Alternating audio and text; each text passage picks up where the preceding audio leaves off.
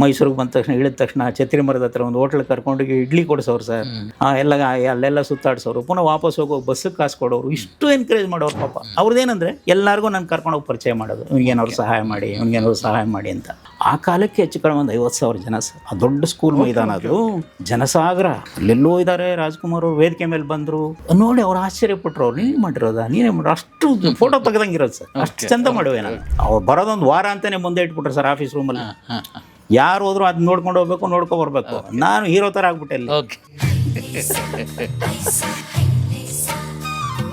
ಗೊಂಬೆ ಬರಿಬಾರ್ದಂತ ಕಣಪ್ಪ, ಗೊಂಬೆ ಬರೆದ್ರೆ ಗೊಂಬೆ ಥರನೇ ಸೌದೋಗಿ ಸತ್ತೋಗ್ಬಿಡ್ತಾರಂತೆ ಅನ್ನೋದು ಅಮ್ಮ. ಅದೇನಾಯಿತು ಅಂತ ಗೊತ್ತಿಲ್ಲ, ಒಂದು ಸ್ವಲ್ಪ ನಿಂತ್ಕೊಂಡು ನನ್ನ ನೋಡಿದ್ರು, ಅವ್ರ ಕಣ್ಣಲ್ಲಿ ನೀರು ಬರ್ತಿತ್ತು. ನತದೃಷ್ಟ ಕಣೆಯ ನೀನು ಅಂದರು. ಭಾಳ ನಿರಾಶೆ ಆಯಿತು ಸರ್.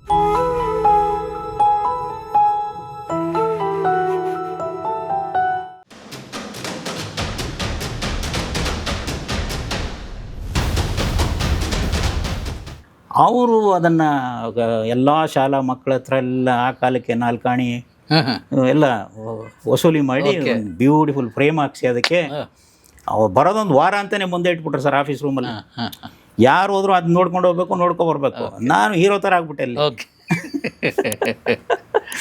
ರಾಜ್ಕುಮಾರ್ ಅವ್ರು ಬರ್ತಾರೆ, ನೋಡ್ತಾರೆ, ಬಹುಶಃ ಆದ್ರೆ ನನ್ನ ಜೊತೆಲೇ ಕರ್ಕೊಂಡು ಹೋಗ್ಬಿಡ್ತಾರೆ ಬೆಂಗಳೂರಿಗೆ. ಹಿಂಗೆಲ್ಲ ಸುದ್ದಿ ಆಗೋಗ್ಬಿಡ್ತು. ಆಮೇಲೆ ರಾಜ್ಕುಮಾರ್ ಅವ್ರು ನಾಳೆ ಬರ್ತಾರೆ. ಮಳೆಗಾಲ ಸರ್, ಆವಾಗ ಆಗ್ತಾನೆ ಜೂನು ಶುರುವಾಗಿದೆ, ಸ್ಕೂಲ್ ಡೇಸು. ನನಗೆ ಹಿಂದಿನ ದಿನ ರಾತ್ರಿ ನಾನು ಪೇಂಟಿಂಗ್ ಮಾಡಿರೋದೆಲ್ಲ ಫ್ರೇಮ್ ಹಾಕ್ಸಿ ಇಟ್ಬಿಟ್ವಲ್ಲ, ನನ್ನ ಹತ್ರ ಒಂದಿದ್ರೆ ಅವ್ರ ಹತ್ರ ಸೈನ್ ಮಾಡಿಸಿ ಇಟ್ಕೋಬೋದಾಗಿತ್ತಲ್ಲ ನಾನು, ನಾಳೆ ಯಾವಾಗಾದ್ರು ಸಿಕ್ಕಿದ್ರೆ ಗುರುತಿಗೆ ತೋರಿಸ್ಬೋದಾಗಿತ್ತಲ್ಲ ನಾನು ಅನ್ನೋದೊಂದು ಆಲೋಚನೆ ಮೈಂಡಿಗೆ. ಸೊ ರಾತ್ರಿ ಕೂತ್ಕೊಂಡು ವಾಟರ್ ಕಲರಲ್ಲಿ ಮಾಡ್ತಿದ್ದೆ ಅವಾಗ.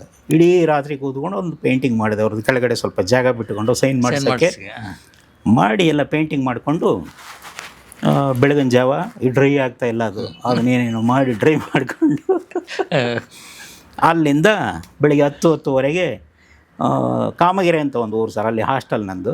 ಸಿಂಗಾನಲ್ಲೂರಿಗೆ ಬರ್ತಿದ್ದಾರೆ ಅವರು ಸ್ಕೂಲ್ ಹತ್ರ. ಅಲ್ಲಿಂದ 3 ಕಿಲೋಮೀಟ್ರು. ಅಲ್ಲಿ ನಮ್ಮ ಸ್ಕೂಲ್ ಮಕ್ಕಳು ಬಸ್ಗೆ ಹಚ್ತಿರ್ಲಿಲ್ಲ ಅವ್ರು, ಯಾಕಂದ್ರೆ ತುಂಬ ಜನ ಹೋಗ್ತಿದ್ವಿ ನಾವು, ಹಂಗಾಗಿ ನಾವು ನಡ್ಕೊಂಡೇ ಹೋಗ್ಬೇಕಾಗಿತ್ತು. ಸೊ ಅಲ್ಲಿಂದ ಆ ಪೇಂಟಿಂಗ್ ಎಲ್ಲ ರೆಡಿ ಮಾಡಿಕೊಂಡು ಹೊರಟೆ. ಅಲ್ಲಿಂದ 1-1.5 ಕಿಲೋಮೀಟ್ರ್ ಬಂದಿರ್ಬೋದು ನಾನು. ಸಂತೆಮಾಳ ಅಂತ ಇವತ್ತಿಗೂ ಇದೆ ಸರ್ ಅಲ್ಲಿ. ಅಲ್ಲಿಗೆ ಬರೋ ಅಷ್ಟೊತ್ತಿಗೆ ಮಳೆ ಶುರುವಾಗೋಯ್ತು. ಮಳೆ ಸಣ್ಣದಾಗಿ ಶುರುವಾಗಿ ವಿಪರೀತ ಮಳೆ ಆಗೋಯ್ತು ಸರ್.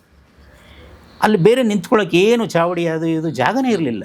ದೊಡ್ಡದೊಂದು ಹುಣಸೆ ಮರ ಇತ್ತು, ಹುಣಸೆ ಮರದ ಕೆಳಗಡೆ ಹೋಗಿ ನಿಂತ್ಕೊಂಡೆ ನಾನು.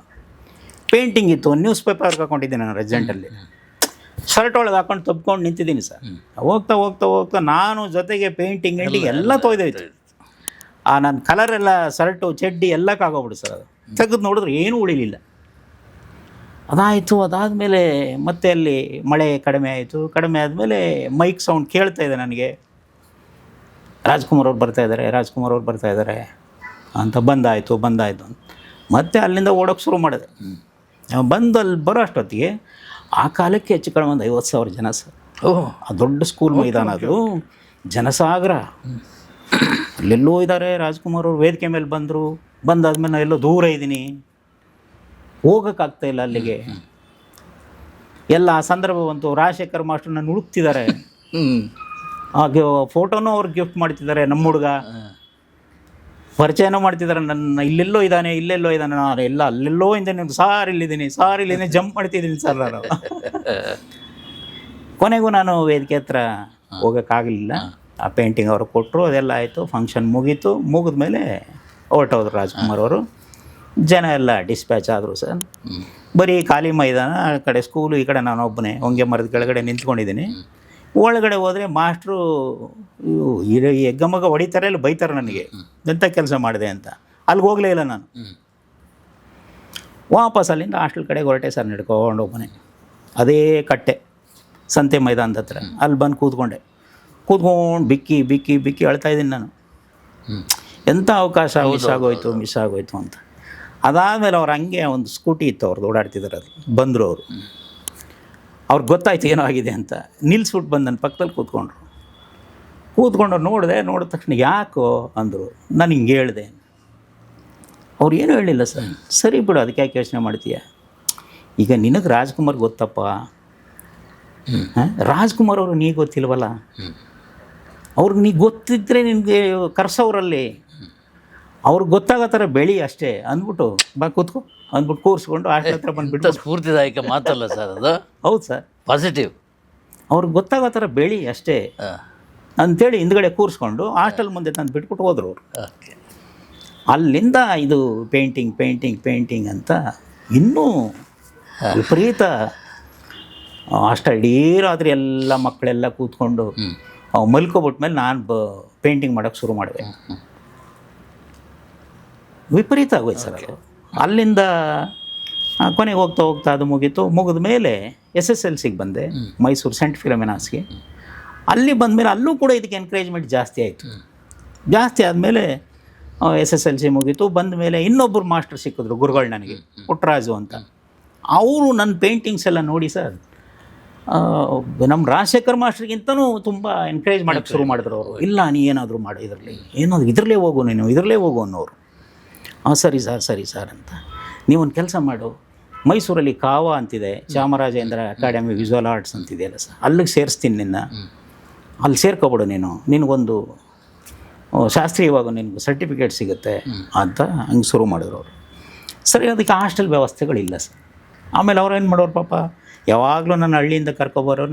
ಅವರು ಮಧುವನಹಳ್ಳಿ ಅಂತ ಒಂದು ಊರು ಸರ್, ನಂದು ಅಲ್ಲಿ ಬಂಡಳ್ಳಿ. ಅಲ್ಲಿಂದ ನಾನು ಬಂದರೆ ಇಲ್ಲಿ ನನ್ನ ಜೊತೆ ಬಸ್ ಹತ್ಕೊಳ್ಳೋರು, ಮೈಸೂರಿಗೆ ಕರ್ಕೊಬರೋರು. ಅವ್ರ ಕಾಸು ಅವರೇ ಕರ್ಕೊಬರೋರು.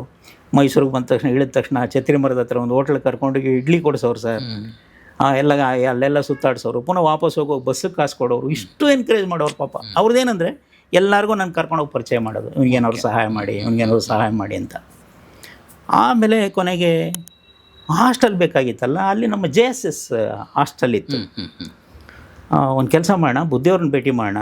ಈಗಿದ್ರಲ್ಲ ಅವ್ರು ಹಿಂದೆ ಇದ್ದರು ಸರ್, ಶಿವರಾತ್ರಿ ದೇಶಿಕೇಂದ್ರ ಮಹಾಸ್ವಾಮಿಗಳು. ಅವ್ರದ್ದೊಂದು ಪೇಂಟಿಂಗ್ ಮಾಡು, ಅವ್ರಿಗೆ ಕೊಡೋಣ, ನೀನೇ ಬರೆದಿದ್ದು ಅಂತ ನೋಡಿದ್ರೆ ಇಂಪ್ರೆಸ್ ಆಗ್ತಾರೆ ಅವರು, ಹಾಸ್ಟೆಲಲ್ಲಿ ನಿನಗೆ ಅವಕಾಶ ಮಾಡ್ತಾರೆ ಅಂತ. ಅವ್ರಿಗೂ ಪೇಂಟಿಂಗ್ ಮಾಡಿದೆ ಸರ್. ಮಾಡಿ ಅವ್ರಿಗೆ ಕರ್ಕೊಂಡೋದ್ರು, ಜೊತೆಯಲ್ಲಿ ಕರ್ಕೊಂಡೋಗಿ ಅವ್ರಿಗೆ ಕೊಟ್ವಿ.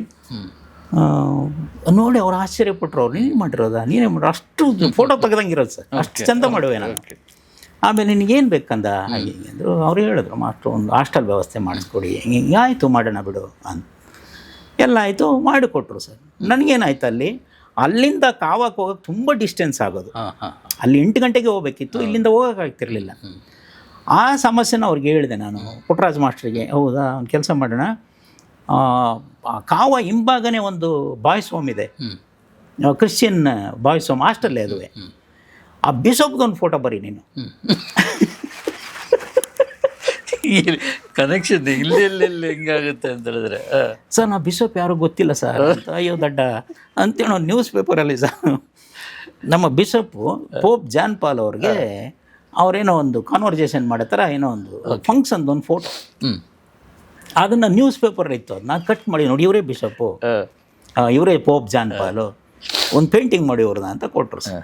ನಾನು ಮನೆಗೆ ತೊಗೊಂಡು ಒಂದು ವಾರಗಟ್ಟಲೆ ಕೂತ್ಕೊಂಡು ನೀಟಾಗಿ ಪೇಂಟಿಂಗ್ ಮಾಡಿ ತಂದವ್ರದ್ದೇ ಅದ್ಭುತವಾಗಿದೆ ಕಣೆ ಅಂತೇಳಿ ಅವರೇ ದುಡ್ಡು ಕೊಟ್ಟು ಫ್ರೇಮ್ ಹಾಕಿಸಿ ಒಂದು ಫೈನ್ ಡೇ ಫಿಕ್ಸ್ ಮಾಡಿ ಕರ್ಕೊಂಡು ಬಿಷಪ್ ಅವ್ರ ಹತ್ರ ಕರ್ಕೊಬಂದರು ಸರ್. ನನಗೆ ಕರ್ಕೊಬಂದು ನೋಡು ನಂಬಲೇ ಇಲ್ಲ ಅವರು. ಆ ಪೇಂಟಿಂಗು ಅದ್ರ ಕೆಳಗಡೆ ನಂದೊಂದು ಪಾಸ್ಪೋರ್ಟ್ ಸೈಜ್ ಫೋಟೋ ಅಂಟಿಸಿ ನನ್ನ ಹಳ್ಳಿ ಅಡ್ರೆಸ್ ಎಲ್ಲ ಬರೆದು ಎಲ್ಲ. ಆಮೇಲೆ ನಂಬಲಿಲ್ಲ.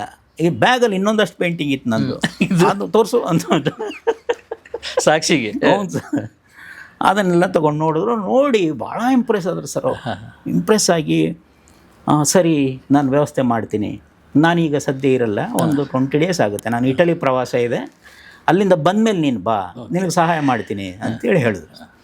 ಅಲ್ಲಿಂದ ಬಂದ ಮೇಲೆ ಸರಿ 20 ದಿನಗಳು ಯಾವಾಗ ಆಗುತ್ತೆ ಅಂತ ಕಾಯ್ಕೊಂಡಿದ್ದೆ. ಅದಾದಮೇಲೆ ಅವ್ರು ಬಂದ ವಿಚಾರ ಗೊತ್ತಾಯಿತು. ಪುಟ್ಟರಾಜ್ ಮಾಸ್ಟರ್ ಎಗೇನು ನಮಗೆ ಅವಾಗ ಕಮ್ಯುನಿಕೇಷನ್ನು ಗುಪ್ತಾ ಸೆಟ್ರು ಅಂತ ಇವತ್ತಿಗೂ ಇದ್ದಾರೆ ಸರ್ ಆ ಬಂಡಳಿಯಲ್ಲಿ. ಅಲ್ಲಿಗೊಂದು PP ಕಾಲ್ ಬರುತ್ತೆ ನಮಗೆ. ಓಕೆ. ಅಲ್ಲಿಗೆ ಅವ್ರು ಫೋನ್ ಮಾಡಿದ್ರೆ ಅಲ್ಲಿಂದ ತೋಟದಿಂದ ಯಾರು ಬಂದವ್ರ ಕೈಲಿ ಮಾಹಿತಿ ಕಳಿಸ್ತಾರೆ ಅವರು. ಈ ಥರದ ಒಂದು ಕಮ್ಯುನಿಕೇಷನ್. ಅವತ್ತು ಹಂಗೆ ಪುಟ್ಟರಾಜ್ ಮಾಸ್ಟ್ರು ನಾಳೆ ಬೆಳಿಗ್ಗೆ ಅಲ್ಲಿ ಕಾಯ್ತಿರ್ತೀನಿ, ನೀ ಬಾ ಅಂತ ಮಾಹಿತಿ ಕಳಿಸಿದ್ದಾರೆ. ನಾನು ಅಲ್ಲಿಗೆ ಹೋಗ್ತೀನಿ. ಅವ್ರು ಬಂದು ಬಿಷಪ್ ಅವ್ರ ಹತ್ರ ಹೋದ ತಕ್ಷಣ ಅವರು ನಾನು ನೋಡಿ ಎಕ್ಸೈಟಾಗಿ ನೋಡಿದ್ರು ಅವರು. ಅದಾದಮೇಲೆ ಬಾ ನಿಂತ್ಕೊಂಡೆ ನಾನು. ಪ್ರಪಂಚದಲ್ಲಿ ಯಾರಿಗೂ ಬರದೇ ಇರೋ ಒಂದು ಅವಕಾಶ ಬಂದಿದೆ, ಉಪಯೋಗಿಸ್ಕೋತೀಯ ಮಗು ಅಂದರು ನನಗೆ ಗೊತ್ತಾಗಲಿಲ್ಲ ಫಾದರ್ ಅಂದೆ. ಇಲ್ಲ, ನೀನು ಕೊಟ್ಟು ಪೇಂಟಿಂಗ್ನ ನಾನು ಇಟಲಿಗೆ ಹೋದಾಗ ಜಾನ್ ಪಾಲ್ ಅವ್ರಿಗೆ ಪೋಪ್ ಅವ್ರಿಗೆ ಗಿಫ್ಟ್ ಮಾಡಿದೆ, ಅಲ್ಲಿ ನಿನ್ನ ವಿಚಾರ ಬಂತು,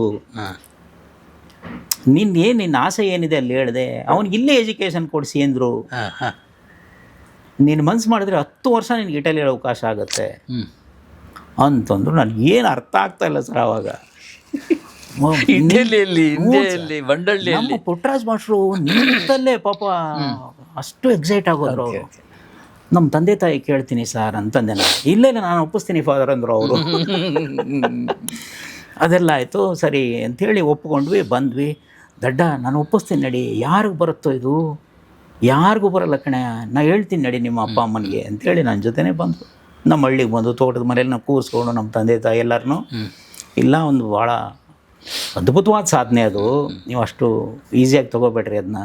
ಯಾರೋ ಪುಣ್ಯ ತುಂಬ ಸಹಾಯ ಮಾಡ್ತಿದ್ದಾರೆ, ಹೋಗಲಿ ಅವನು, ಉಳಿದು ನಾನು ನೋಡ್ಕೋತೀನಿ, ಅವನು 10 ವರ್ಷ ಅಲ್ಲಿ ಹೋಗಿ ಬರಲಿ, ಅವಾಗ ಅವನ ಲೆವೆಲೇ ಬೇರೆ ಆಗುತ್ತೆ ಅಂತ ಹಾಗೆ ಕನ್ವಿನ್ಸ್ ಆದರು ನಮ್ಮ ಮನೆಯವರು ಕೂಡ. ಎಲ್ಲ ಆಯಿತು ಸರ್, ಅವರೆಲ್ಲ ವ್ಯವಸ್ಥೆ ಮಾಡಿ ಕಳಿಸ್ಬೇಕು. ಆ ದಿನಗಳಲ್ಲಿ ಕಾಯ್ತಾ ಆವಾಗ ಒಂದಿನ ಇದೇ ಥರ ಪಿ ಕಾಲ್ ಬಂತು, ಪುಟ್ಟರಾಜ್ ಮಾಸ್ಟ್ರಲ್ಲಿ ಮಧುವನಹಳ್ಳಿಲಿ ಕಾಯ್ತಾರಂತೆ, ನೀನು ಹೋಗ್ಬೇಕಂತೆ ಅಂತ. ಸರಿ, ಬೆಳಗ್ಗೆ 4 ಗಂಟೆಗೆ ಎದ್ದು ಅಲ್ಲಿಂದ ಫಸ್ಟ್ ಬಸ್ಸು ಸರ್, TNRTS ಅಂತ ಹೊರಡೋದು 5 ಗಂಟೆಗೆ ಬಂಡಳ್ಳಿಯಿಂದ. ಆ ಬಸ್ ಹತ್ಕೊಂಡು ಬಂದೆ, ಅವ್ರು ಅಲ್ಲಿ ಹತ್ಕೊಂಡ್ರು. ಪ್ರತಿ ಸಾರಿ ತುಂಬ ಲವಲವಿಕೆ ಅಂತ ಮಾತಾಡ್ಸೋರು ನನ್ನ. ಅವತ್ತೇನೂ ಮಾತಾಡಿಸ್ಲಿಲ್ಲ. ಅಲ್ಲಿಂದ ಹೆಚ್ಚು ಕಡಿಮೆ 2 ಅವರು ಮೈಸೂರವರೆಗೂ ಜರ್ನಿ ಮಾಡಿದ್ವಿ. ಆಗಲೂ ಅವರು ಸುಮ್ಮನೆ ನಿಂತಿದ್ದರು, ನಾನು ಸುಮ್ಮನೆ ನಿಂತಿದ್ದೆ. ಛತ್ರಿ ಮರ ಬಂತು, ಇಳಿಸ್ಕೊಂಡಿಂದ ಅಲ್ಲಿಂದ ನಮ್ಮ ಈ ಸೆಂಟ್ ಫಿಲೋಮಿನಾ ಚರ್ಚ್ ಇದೆಯಲ್ಲ ಸರ್, ಆ ಕಡೆಗೆ ನಡ್ಕೊಂಡು ಹೋಗ್ಬೋದು. ಅಜಾನುಭಾವ ಸರ್ ಅವರು 6 ಅಡಿ ನನ್ನ ಶುದ್ಧ ಹಿಂದೆ ಕುರಿ ಮರಿ ಥರ ಓಡ್ತಾ. ಅದೇನಾಯಿತು ಅಂತ ಗೊತ್ತಿಲ್ಲ, ಒಂದು ಸ್ವಲ್ಪ ನಿಂತ್ಕೊಂಡು ನನ್ನ ನೋಡಿದ್ರು, ಅವ್ರ ಕಣ್ಣಲ್ಲಿ ನೀರು ಬರ್ತಿತ್ತು ಸರ್. ನತದೃಷ್ಟ ಕಣೆಯ ನೀನು ಅಂದರು ಅವರು. ಸರ್ ಯಾಕೆ ಸರ್ ಅಂದ ನಾನು. ಬಿಷಪ್ ಹೋಗ್ಬಿಟ್ರಪ್ಪ ಅಂದರು ಸರ್ ಅಲ್ಲಿ. ಅದೊಂದೇ ಸರ್ ಮಾತಾಡೋದು 2.5-3 ಅವರಲ್ಲಿ. ಅಲ್ಲಿಂದ ಚರ್ಚ್ ಹತ್ರ ಹೋದ್ವಿ. ಹೋದ್ರೆ ಅಷ್ಟೊತ್ತಿಗಾಗಲೇ ತುಂಬ ಜನ ಸೇರ್ಕೊಂಡಿದ್ದಾರೆ. ಆಮೇಲೆ ಅವ್ರ ಪರಿಚಯ ಇದ್ದವರೆಲ್ಲ. ಸರಿ, ಅವ್ರ ಹಂಗಂಗೆ ಫಾದರ್ಗಳು ಇವರು ಕರ್ಕೊಂಡು ಕರ್ಕೋದ್ರು. ಅವರು ಒಳಗಡೆ ಹೊಟ್ಟೋದ್ರು. ನಾನು ಒಬ್ಬನೇ ನಿಂತೋದೆ ಅಲ್ಲಿ. ಅದೆಲ್ಲ ರಿಚುವಲ್ಸ್ ಎಲ್ಲ ಮುಗಿಯೋರಿಗೆ ನಾನೇನು ಮಾಡಲಿ ಸರ್ ಅಲ್ಲಿ. ಅವ್ರು ಬದುಕಿದ್ದಾಗ ನಾನು ಕರೆದು ಫ್ರೆಂಡ್ ಥರ ಮಾತಾಡ್ಸೋರು ಅವರು. ಸೊ ಬೇರೆ ದಾರಿ ಕಾಣಲಿಲ್ಲ, ಇಲ್ಲಿ ಏನು ಕೂತ್ಕೊಳ್ಳೋದು ಅಂಥೇಳಿ ನನಗಲ್ಲಿ ತುಂಬ ಕಷ್ಟ ಆಯ್ತು ಸರ್ ಅಲ್ಲಿ. ಪುನಃ ದಾರಿ ಗೊತ್ತಿತ್ತಲ್ಲ, ಅಲ್ಲಿಂದ ವಾಪಸ್ ಹಂಗೆ ಛತ್ರಿ ಮರದ ಹತ್ರ ಬಂದು ಅದೇ TNRT ಬಸ್ಸು 4:15 ಹೊರಡುತ್ತೆ. ಅಲ್ಲಿಂದ ಕಾಯ್ಕೊಂಡು ಕೂತಿದ್ದೀನಿ. 4:15 ಬಂತು. ಮಧ್ಯಾಹ್ನ ಊಟ ಏನಿಲ್ಲ ಸರ್. ಆಮೇಲೆ ಬಸ್ ಹತ್ಕೊಂಡೆ. ತುಂಬ ರಶ್ ಇತ್ತು, ಕೂತ್ಕೊಂಡೆ. ಬಸ್ಸು ಹೊರಡ್ತು. ನನಗೆ ಏನಾಯಿತು ಅಂದರೆ ಹೋಗ್ತಾ ನನಗೆ ತಡ್ಕೊಳಕ್ಕಾಗಲಿಲ್ಲ. ಒಳಕ್ಕೆ ಶುರು ಮಾಡಿಬಿಟ್ಟೆ ನಾನು. ಸುಮ್ಮನೆ ಬಿಕ್ಕಿ ಹಿಂಗೆ ಮಾಡ್ಕೋತಾ ಇದ್ದೀನಿ ಅಳ್ತಾ ಇದ್ದೀನಿ. ಅದನ್ನ ನೋಡಿ ಯಾರೋ ಪಾಪ ಕರೆದು, ಯಾಕೋ ಬಾರ ಇಲ್ಲಿ ಅಂದ್ಬಿಟ್ಟು ತೊಡೆ ಮೇಲೆ ಕೂರಿಸ್ಕೊಂಡ್ರು. ಸೀಟಿಲ್ಲ. ಆಮೇಲೆ ಏನಪ್ಪ ಏನಾಯಿತು, ಬಸ್ಸಿಗೆ ಕಾಸಿಲ್ವಾ ಅಂದು. ಇಲ್ಲ ಇದೆ ಅಂದ. ಮತ್ತೆ ಯಾಕೆ ಕಳ್ತಿದ್ದೀಯಾ, ಎಲ್ಲಿಗೆ ಹೋಗ್ಬೇಕು ನೀನು, ಯಾವ ಊರು ನೀನು, ಯಾರು ತೀರೋಗ್ಬಿಟ್ಟಿದ್ದಾರಾ, ಏನೋ ಕೇಳ್ತಾ ಇದ್ದಾರೆ. ನಾನು ಏನೋ ಹೇಳ್ಕೊಂಡು ಬಂಡಳಿಗೆ ಬಂದೆ ಸರ್. 8:15 ಬಂತು ಬಸ್ಸು. ಇಳಿದು ಈಗಲೂ ಒಂಥರ ಆಗುತ್ತೆ ನನಗೆ ಅದು ಹೇಳೋದಕ್ಕೆ. ಅಲ್ಲಿಂದ ಹೆಚ್ಚು ಕಡಿಮೆ 1/2-3 ಗಂಟೆ ಜರ್ನಿ ಸರ್. ನಮ್ಮ ನಡ್ಕೊಂಡು ಆರಾಮ್ಸೆ ಹೋದ್ರು 1/2-3 ಗಂಟೆ, 3 ಕಿಲೋಮೀಟ್ರು. 8:30 ರಾತ್ರಿ 11:30ವರೆಗೆ ನಡೆದಿದ್ದೀನಿ ಆ ದಾರಿನ ಕತ್ಲೆಯಲ್ಲಿ. ಸ್ವಲ್ಪ ದೂರ ಹೋಗೋದು, ಕೂತ್ಕೊಳ್ಳೋದು. ಆಮೇಲೆ ಸರಿ ಹೋದ್ಮೇಲೆ ಸರಿ ನಮ್ಮ ಪಾಪ ಎಲ್ಲಾರು ಕಳಿಸಿದ್ರೆ ನಮ್ಮ ತಾಯಿ ನಿದ್ರೆ ಮಾಡ್ತಿರ್ಲಿಲ್ಲ. ನಾನು ಸುಮ್ಮನೆ ನಾಕ್ ಮಾಡಿದ ತಕ್ಷಣ ಬಂದು ತೆಗೆದ್ರು ಅವರು. ನಾನು ನೋಡಿದ್ರು ಸರ್. ಇವತ್ತಿಗೂ ಆ ಮಾತು ಕತ್ತಲೆ ಸರ್. ನಮ್ಮಲ್ಲಿ ದೀಪದ ಬೆಳಕಲ್ಲಿ ಬದುಕ್ತಿದ್ದವ್ರು ನಾವು. ಅವಾಗ ಕತ್ತಲೆ. ಬಾಗಲು ತೆಗೆದು ಆ ಅಮ್ಮ ನನ್ನ ಮುಖ ನೋಡಿದ ತಕ್ಷಣ ಫಸ್ಟ್ ಕೇಳಿದ ಮಾತು, ಯಾಕೆ ನಿನ್ನ ಮುಖ ಎಲ್ಲ ಕಪ್ಪಾಗೋಗಿದೆ ಅಂತ. ನಾನೇ ಕಾಣ್ತಿಲ್ವಲ್ಲವ ಅಂತ ನಾನು. ಅಂದರೆ ಆ ಭಾವನೆನ ಹೆಂಗೆ ಗುರುತಿಸಿದ್ರು ಅಂದರೆ ಸರ್ ಅವರು, ಯಾಕೆ ನಿನ್ನ ಮುಖ ಎಲ್ಲ ಕಪ್ಪಾಗೋಗಿದೆಯಲ್ಲ ಅಂದರು. ಆಮೇಲೆ ನಾನು ಕತ್ಲಲ್ಲಿ ಹಿಂಗೆಂಗವ ಕಾಣ್ತು ಅನ್ನೋದು. ಬಾ ಇಲ್ಲಿ ಒಳಗಡೆ ಅಂತ ಕರ್ಕೊಂಡು ಬಂದು ಕೂರಿಸಿದ್ರು. ಅದೇ ದೀಪದ ಬೆಳಕಲ್ಲಿ ಊಟ ಹಾಕಿದ್ರು. ಊಟ ಹಾಕೋಕ್ಕೆ ಮಾಡೋಕ್ಕೆ ಮನಸ್ಸು ಬರಲಿಲ್ಲ. ಸರಿ, ಅವ್ರು ಹೇಳಿದ್ರು ಪಾಪ ಏನೋ ಅರ್ಥ ಆಗ್ತಿರ್ಲಿಲ್ಲ. ಆಮೇಲೆ ಒಂದೇ ಮಾತಲ್ಲಿ ಹೇಳಿದೆ, ಇಲ್ಲ ಹಿಂಗೆ ಹೋಗಿದ್ದೆ, ತೀರೋಗ್ಬಿಟ್ಟಿದ್ದಾರೆ ಅವರು ಅಂತ. ಅಯ್ಯಯ್ಯೋ ಅಯ್ಯಯ್ಯೋ ಅಂತ ಅವ್ರಿಗೆ ಎಕ್ಸ್ಪ್ರೆಸ್ ಮಾಡೋಕ್ಕೂ ಬರಲ್ಲ ಪಾಪ ಅವೆಲ್ಲ. ಅದೆಲ್ಲ ಆಯಿತು. ಸರಿ, ನಾನು ರೆಗ್ಯುಲರಾಗಿ ಮಲ್ಕೊಂಡೆ ಸರ್ ಅಲ್ಲಿ. ಇಡೀ ರಾತ್ರಿ ಒಂದು 11:30-12 ಗಂಟೆಗೆ ಮಲಗಿರ್ಬೋದು. ಬೆಳಗ್ಗೆ 4 ಗಂಟೆವರೆಗೂ ಬೇರೆ ದಾರಿನೇ ಕಾಣಲಿಲ್ಲ ನನಗೆ. ಮುಂದೇನು ಮುಂದೇನು ಯಾಕೆಂದ್ರೆ ಅಷ್ಟೊತ್ತಿಗಾಗಲೇ ತುಂಬ ಸುದ್ದಿ ಆಗ್ಬಿಟ್ಟಿದೆ. ಫಾರಿನ್ಗೆ ಹೋಗ್ಬಿಡ್ತಾನೆ ಎಲ್ಲರೂ ಹಂಗೆ ಕೇಳೋರು ನನಗೆ. ಆ ಲೆವೆಲ್ಗೆ ಸುದ್ದಿ ಆಗೋಗಿತ್ತು. ನಾಳೆಯಿಂದ ಇದಿಲ್ಲ ಅಂತ ಹೆಂಗೆ ಹೇಳೋದು ನಾನು. ಭಾಳ ನಿರಾಶೆ ಆಯಿತು ಸರ್. ನಿರಾಶೆ ಆದಮೇಲೆ ಇಡೀ ರಾತ್ರಿ ಕೂತ್ಕೊಂಡು ಯೋಚನೆ ಮಾಡಿ ಒಂದು ನಿರ್ಧಾರಕ್ಕೆ ಬಂದೆ ನೈಟ್. ಇದಾದಮೇಲೆ ನನಗೆ ಒಂದು ಎರಡನೇ ತುಂಬ ಗೀಳು ಅಂದರೆ ಈ ಸಿನಿಮಾ. ಓದೋಕ್ಕಂತೂ ಆಗಲ್ಲ, ಓದಕ್ಕೆ ಹೋಗಲ್ಲ ನಾನು. ಇಷ್ಟು ಅದ್ಭುತವಾದ ಒಂದು ಅವಕಾಶ ಸಿಕ್ಕಿ ಈ ಲೆವೆಲ್ಗೆ ಮಿಸ್ ಆಗೋಯ್ತಲ್ಲ. ಸೊ ಬೇಡ, ಇನ್ನು ಈ ಪೇಂಟಿಂಗ್ ಬೇಡ, ನನಗೆ ಪೇಂಟ್ ಮಾಡೋದು ಬೇಡ. ಇನ್ನು ಇದ್ರ ಒಂದೇ ಏನು ಸಿಕ್ಕಿದ್ರೂ ಸಿಕ್ಕದೆ ನನಗೆ. ಹಾಗಾಗಿ ಇದು ಮಾಡೋದು ಬೇಡ. ಒಂದೇ ಮೈಂಡಿಗೆ ಬಂದದ್ದು ಸರ್, ಪೇಪರ್ ಮೇಲೆ ಪೇಂಟಿಂಗ್ ಮಾಡೋದಿದ್ರೇನು. ರಾಜಶೇಖರ್ ಮಾಸ್ಟ್ರು ಮತ್ತೆ ನೆನಪಾದ್ರೆ ನನಗೆ. ಓಕೆ ಪೇಪರ್ ಮೇಲೆ ಪೇಂಟಿಂಗ್ ಮಾಡೋಕ್ಕಾಗದೇ ಇದ್ರೇನು, ಸೆಲ್ಯುಲಾಯ್ಡ್ ಮೇಲೆ ಮಾಡೋಣ ಅಂತ ಅನ್ನಿಸ್ತು ನನಗೆ ಆ ಕ್ಷಣ. ಬೆಳಗಿನ ಜಾವ ಆಯಿತು. ಅಲ್ಲಿವರೆಗೂ 1000 ಪೇಂಟಿಂಗ್ ಮಾಡಿದ್ದೆ ಸರ್ ನಾನು. ನಾನು ಪೇಂಟಿಂಗ್ ಮಾಡುವಾಗಲೆಲ್ಲ ನಮ್ಮ ತಾಯಿ ದೀಪ ಹಚ್ಕೊಂಡು ಕೂತ್ಕೊಳ್ಳೋರು. ಸೀಮೆಣ್ಣೆ ದೀಪ ಸರ್ ಅವಾಗ. ಆಮೇಲೆ ಅವ್ರು ಕೂತ್ಕೊಂಡು ಅವರು ಪಾಪ ತುಂಬ ಕಲೋಕಿಯಲ್ ಲ್ಯಾಂಗ್ವೇಜು ನೋಡಿ ಅಷ್ಟು ಹುಚ್ಚು ನನಗೆ. ಊಟ ನಿದ್ರೆ ಎಲ್ಲ ಬಿಟ್ಟು ಇಷ್ಟು ಸಣ್ಣ ಆಗ್ಬಿಟ್ರುವೆ ನಾನು. ಗೊಂಬೆ ಬರಿಬಾರ್ದಂತ ಕಣಪ್ಪ, ಗೊಂಬೆ ಬರೆದ್ರೆ ಗೊಂಬೆ ಥರನೇ ಸೌದೋಗಿ ಸತ್ತೋಗ್ಬಿಡ್ತಾರಂತೆ ಅನ್ನೋದು ಅಮ್ಮ. ಅಂದರೆ ಪೇಂಟಿಂಗ್ ಮಾಡಬೇಡ, ಈ ಪೇಂಟಿಂಗ್ ಮಾಡಿದ್ರೆ ಹಂಗೆ ಸೌದೋಗಿ ಸತ್ತೋಗ್ಬಿಡ್ತಾರಂತೆ ಅನ್ನೋ.